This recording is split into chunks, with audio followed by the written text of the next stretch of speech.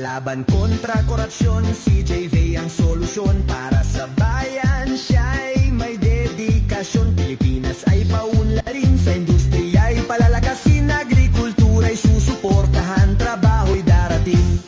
JV Hinlo sa Senado, numero 30 sa balota, para sa bayan siya ang ating pag-asa.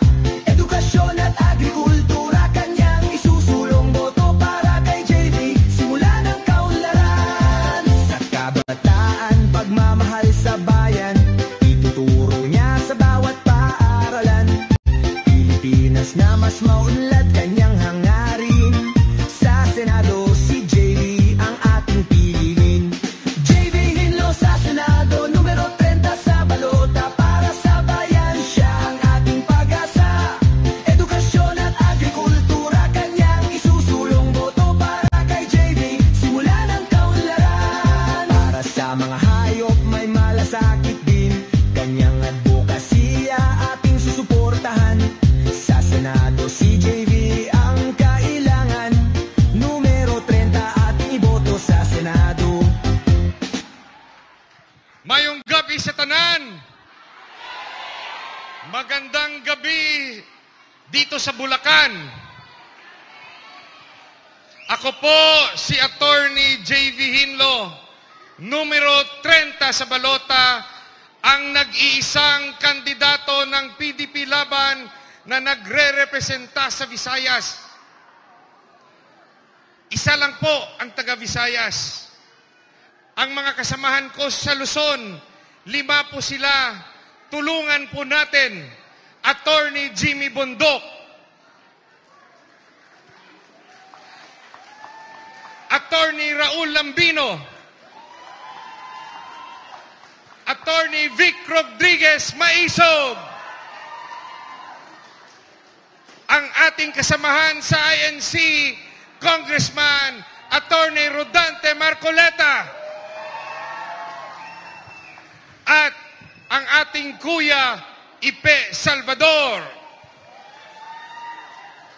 Sa Mindanao, ang ating pinakamamahal na Mr. Malasakit, Senator Bongo. Ang ating taga-usig sa masasama, Senator Bato de la Rosa. Ang ating doktor sa Mindanao, Dr. Marites Mata. At ang pinakamamahal ng Duterte 10, ang siyang tumutulong sa atin na ipakalat ang ating advokasya at programa, ang inaapi katulad ni Tatay Digong, ang ating Pastor Apollo Kibuloy. Pasalamat po kami sa iyo, Pastor Apollo Kibuloy. Pag wala po ang SMNI at KOJC, mahihirapan po natin mapaabot ang mensahe at programa ng Duterte 10 at ng PDP Laban. Salamat po, Pastor Apollo Kibuloy. Mga kababayan ko sa Bulacan, buo na po ang Mindanao. Buo. Landslide victory ang Duterte 10 sa Mindanao. Mga kababayan ko sa Bulacan, malakas na malakas po tayo sa Visayas. Sa mga Cebuano speaking sa Visayas, malakas na malakas ang Duterte 10. Landslide tayo sa Visayas. Mga kababayan ko sa Luzon, sa ibang parte ng Visayas, sa Region 8, Region 6, sa Negros, kung saan doon po ako nakatira. Lumalaban po ang ating makinarya, ang ating mga volunteers, ang ating PDP Laban para po maipanalo ang Duterte 10. Lumalaban po ang Visayas. Alam nyo po ang battleground kung saan kailangan manalo ang PDP laban kung saan maipanalo ang Duterte 10 na solid. Dito po sa Luzon, dito po sa National Capital Region sa Metro Manila. Kailangan po namin ng inyong tulong. Kailangan po namin ng inyong bulig. Kailangan po namin ng inyong tabang. Bulacan, tutulong ba kayo sa PDP laban? Bulacan, kailangan po namin ng inyong boses. Kahit po maraming politiko ang nagtraidor kay Tatay Digong.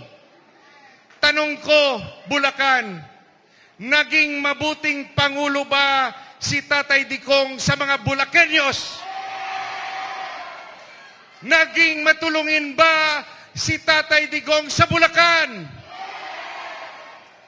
Kailangan namin ngayon ng inyong tulong. Kahit po maraming politiko ang nagtraidor kay Tatay Digong, kayo po na taong bayan ng Bulacan, huwag niyo po kaming kalimutan ang aming victory, ang aming kadaugan. Magahalin sa inyo, mga Bulakenyo. Tutulong ba kayo sa amin? Nasaan ba si Vice Mayor Pillas? Vice Mayor. Kukonti lang po ang mga politikong may bayag. Si Vice Mayor Pillas, lumalaban sa mga higante. Tulungan po natin maging Vice Mayor. Vice Mayor, ilaban mo po ang PDP laban sa Bulacan. Lahat po ng ating puwersa, kailangan po manalo ang Duterte 10. Kaya ba, Vice? Tutulungan ba ng Bulacan si Vice Mayor? Duterte! Duterte!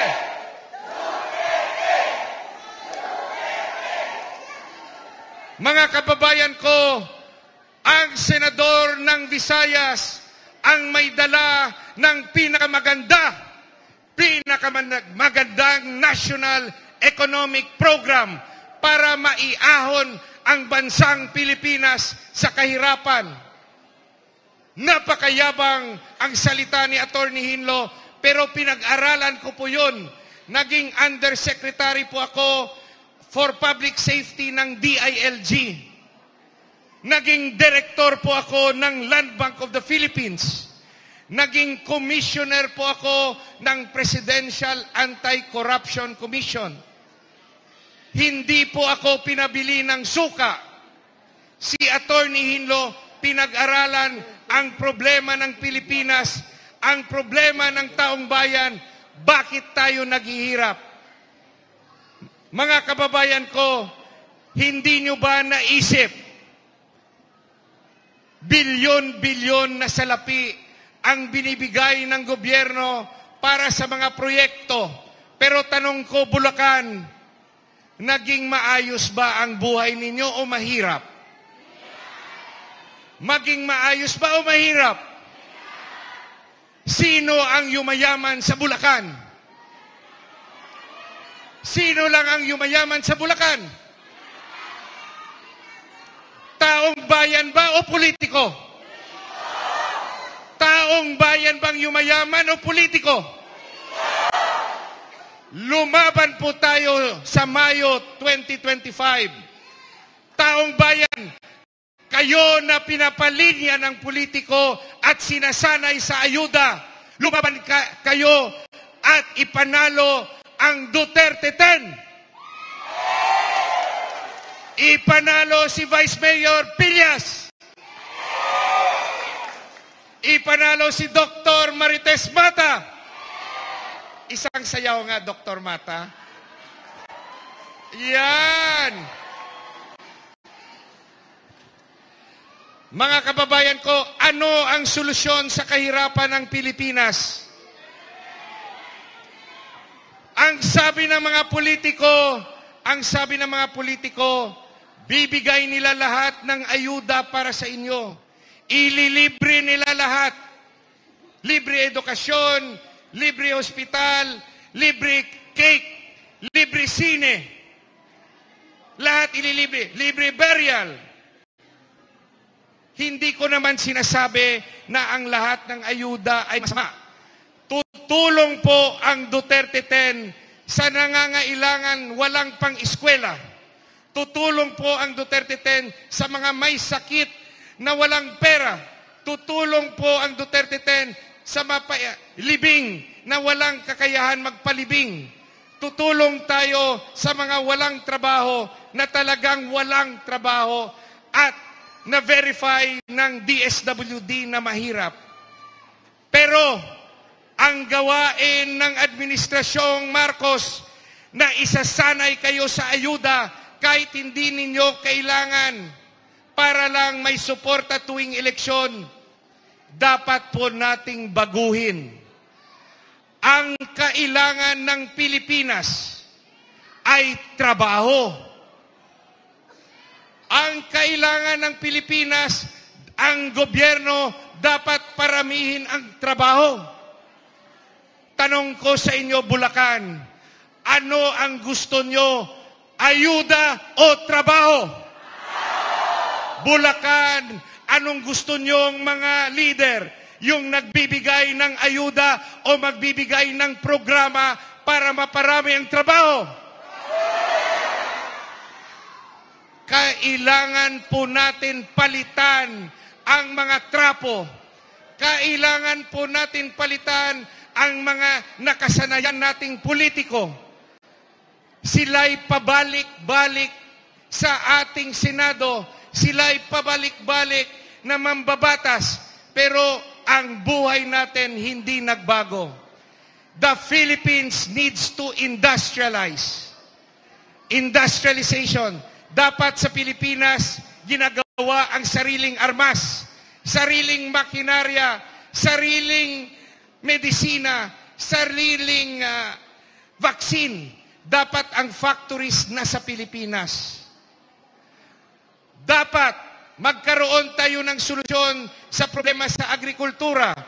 Bakit hanggang ngayon nag-aangkat pa rin tayo ng bigas? Bagkus ang daming lupa na hindi nagagamit dito sa Bulacan, dito sa Pilipinas. Attorney, sa agrikultura, ano ang solusyon sa kahirapan ng magsasaka? Ano ang solusyon sa kahirapan ng mangingisda? Ang tradisyonal na tulong ng gobyerno na land reform, naging palpak po ang land reform.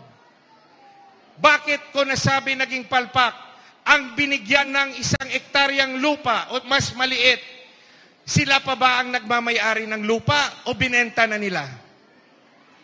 Sino na ba ang nagkokontrol ng lupa na binigyan sa agrarian reform? Di ba ang mayayaman? Di ba ang mga subdivision developer? Sino yung subdivision developer? Wala akong sinabing pangalan, ha? Pilipinas, magbagong buhay tayo, magising.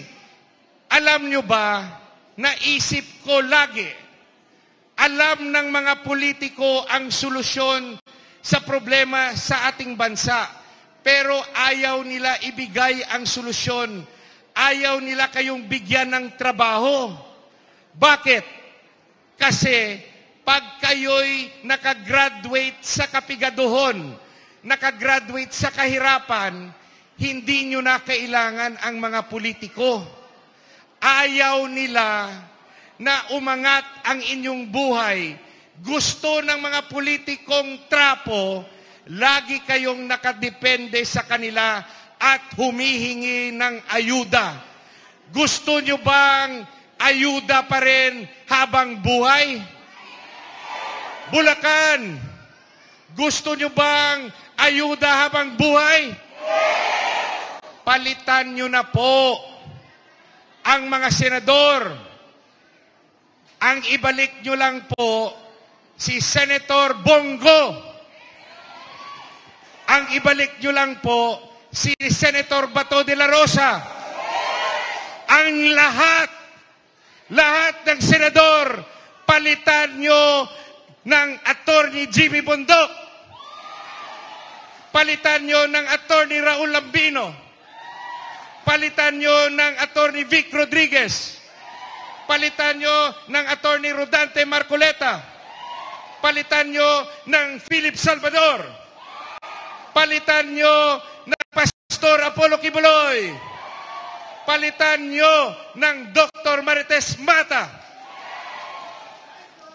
At Bulacan, mag-aayo, maghahingi ng tabang, ng tulong sa inyo. Nag-iisa lang po ang senador ng Visayas. Pwede ba humingi ng tulong sa inyo? Bigyan nyo rin po ng boses ang inyong mga kapatid sa Visayas.